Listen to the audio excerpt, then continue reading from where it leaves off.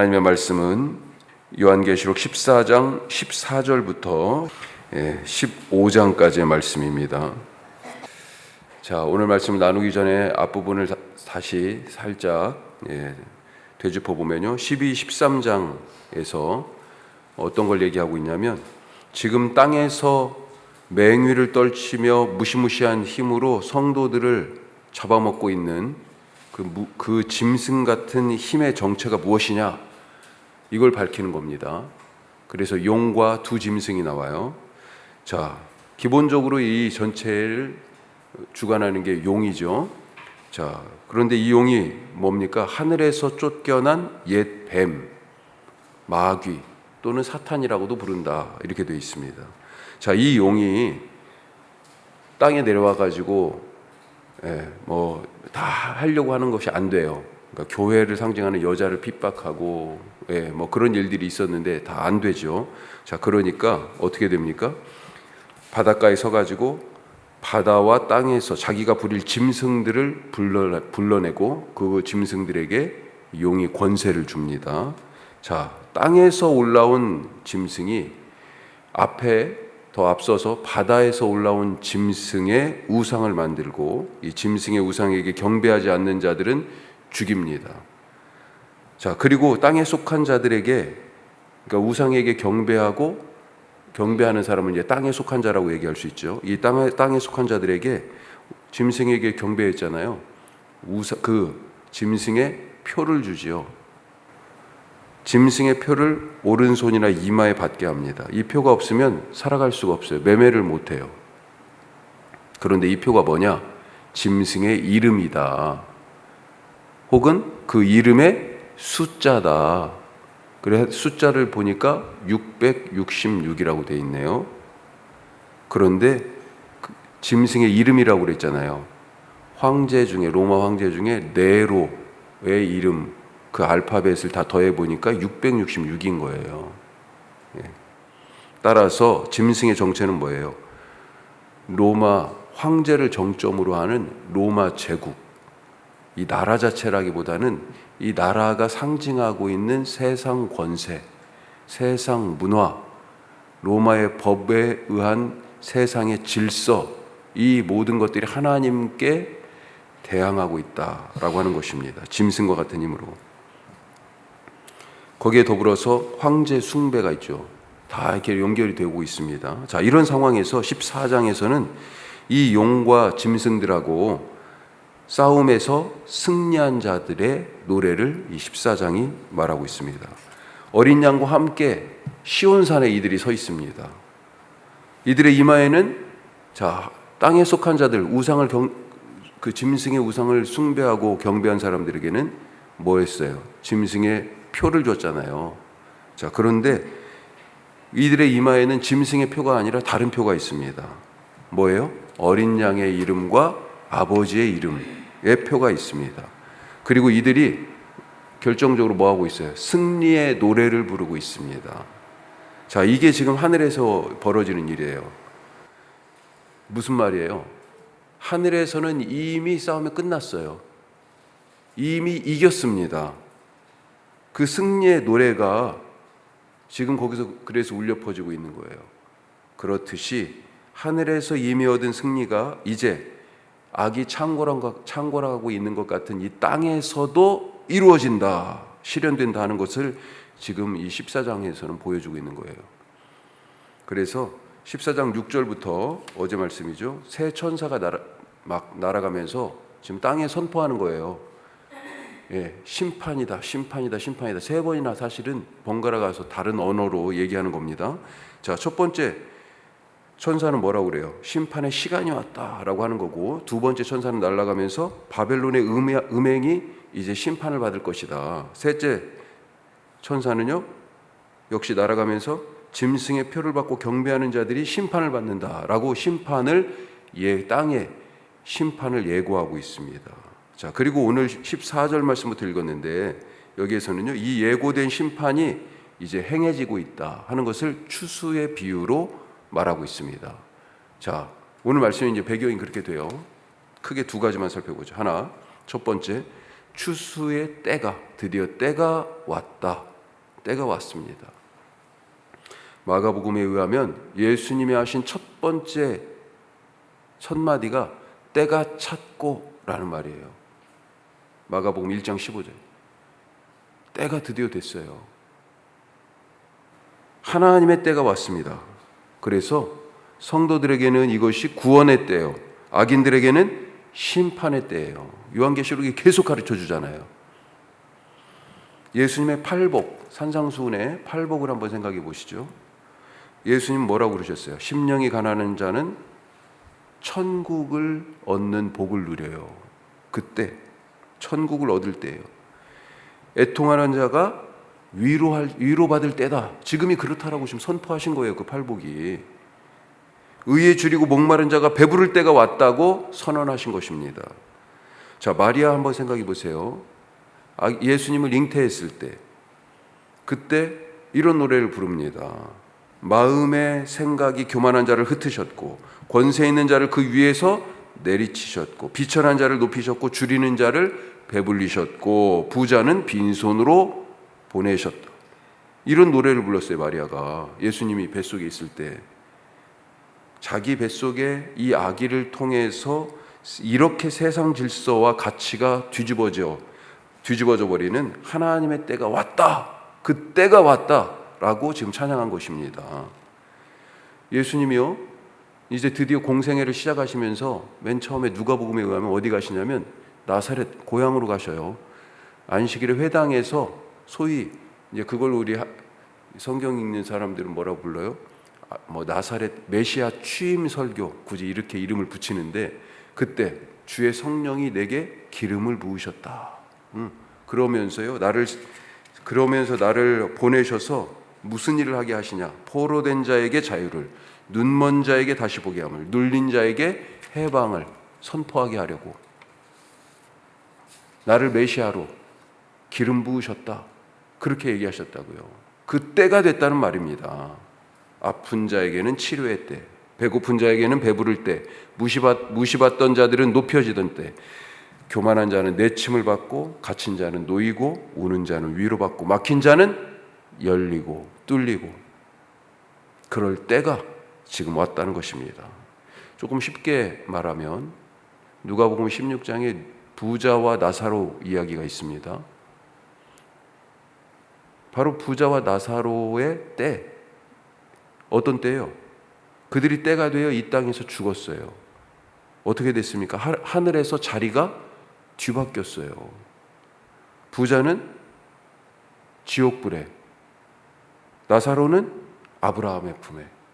드디어 그 때가 됐다는 것입니다. 자, 오늘 말씀은 이 때를 뭐라고 표현해요? 추수의 때다, 이렇게 표현합니다.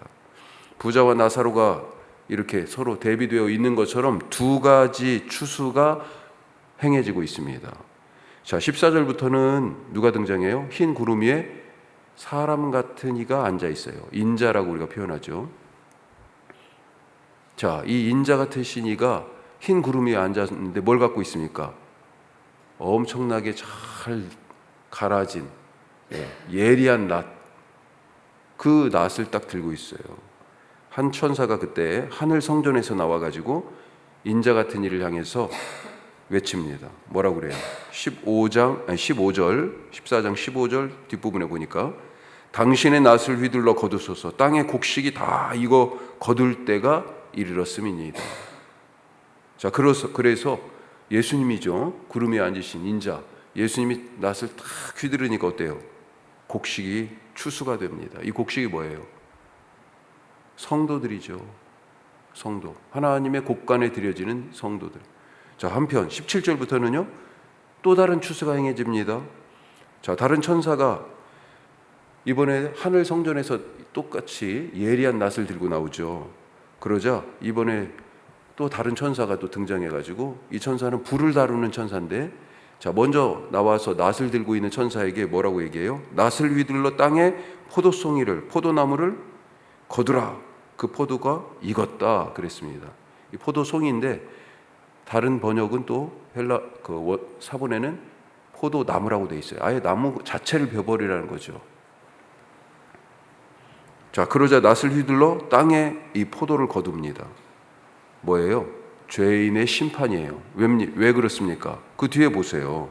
이 포도들을 하나님의 진노의 큰 포도틀에 던져가지고 밟는다고 되어 있잖아요. 그 피가 포도주라고 얘기 안 합니다. 피가 심판이에요. 피가 말 곱비에 닿을 정도로. 야, 그러니까 얼마만큼 지금 더군다나 사방으로 1600 스타디온에 퍼졌다. 자, 1600이라고 되어 있잖아요. 숫자가. 이게 뭡니까? 4 곱하기 4예요. 동서남북 사방 팔방 그러잖아요, 우리가. 동서남북에 곱하기 또 동서남북이에요. 사방으로. 그 다음에 곱하기 1000이잖아요. 10의 세제곱입니다. 뭐예요? 3번을 반복하는 것은 최상급이잖아요. 그러니까 안 퍼진 데가 없이 온 땅이 전부 다 그렇게 심판을 받는다.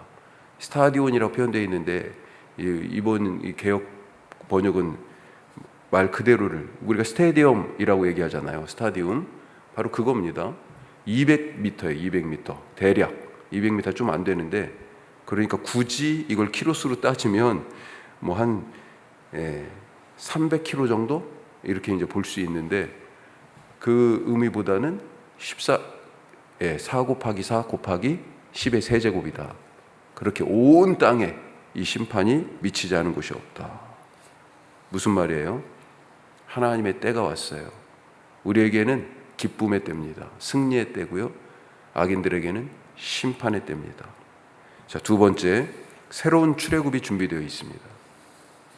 새로운 출애굽이. 바벨론 포로로 잡혀갔다가 되돌아왔을 때, 이때도 사실은 출애굽을 모티브로 해가지고 계속해서 말씀하고 있습니다. 이스라엘의 정체성은 어디에서 왔어요?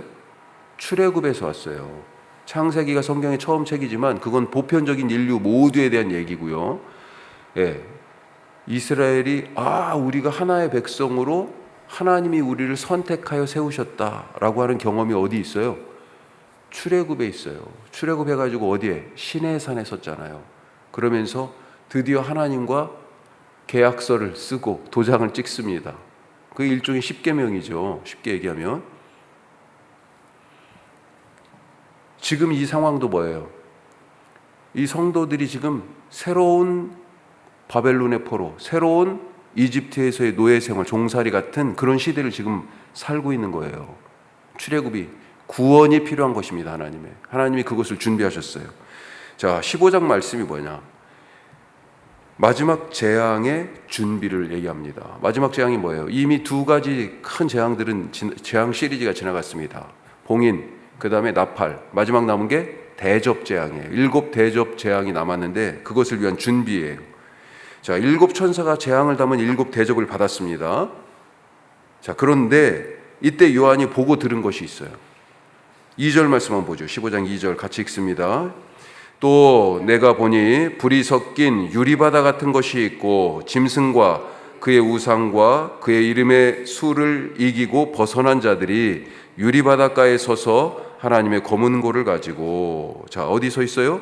누가 있습니까? 짐승과 그 우상, 그 이름을 이기고 벗어난 자들이 어디 서 있어요? 유리바닷가에 서 있네요. 자, 이긴 자들이, 그 종살이에서 벗어난 자들이 어디 서 있어요? 바닷가에. 뭐가 상상됩니까? 뭐가 딱 떠올라요? 출애굽이요. 홍해를 딱 건너고 나서 그 바닷가에 서서 사람들이 뭐 했어요?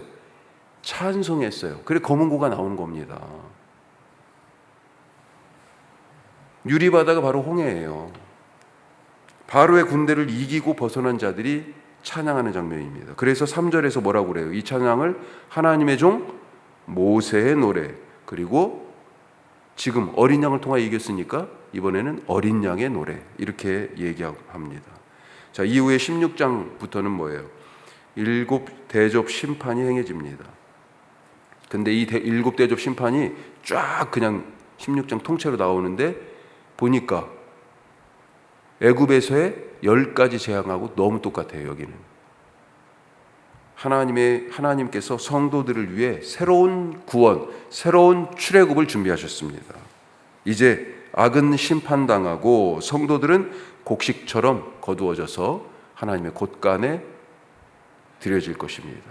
오늘도 그 은혜 안에 살아가는 믿음으로 이기는 어린 양과 함께 시온산에 선 그런 구원받은 백성으로 살아가시기를 주님의 이름으로 축복합니다.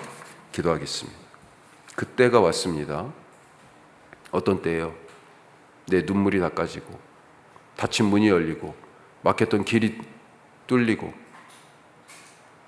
배고픔이 해결되고 교만한 자는 꺾어지고 욕심은 버려지고 그렇게 십자가에서 죽은 자가 부활의 영광 가운데 참여할 그때가 왔어요.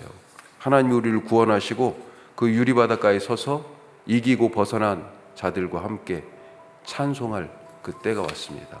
주님, 오늘 내게 주신 그 때를 은혜의 때인 줄 알고 감사하며 주님과 함께 서 있는 사람 되게 하여 주옵소서. 기도하시고 새로운 출애굽이, 새로운 구원이 날마다 나를 위하여 준비되어 있음을 주님 맛보게 하여 주시옵소서. 무엇보다도 우리 교회가 함께 경험하는 영적 공동체 되게 하옵소서.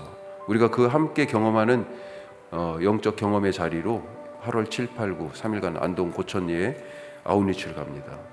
같이 함께하는 이 영적 경험을 통해서 교회가 더 성장하고 우리의 신앙이 더 깊어지게 하여 주옵소서. 고천리에 하나님의 위로의 손이, 구원의 손이, 복음의 말씀이 선포되게 하옵소서. 날씨를 주장하여 주시옵소서. 특별히 기도하시기 바랍니다. 기도하겠습니다.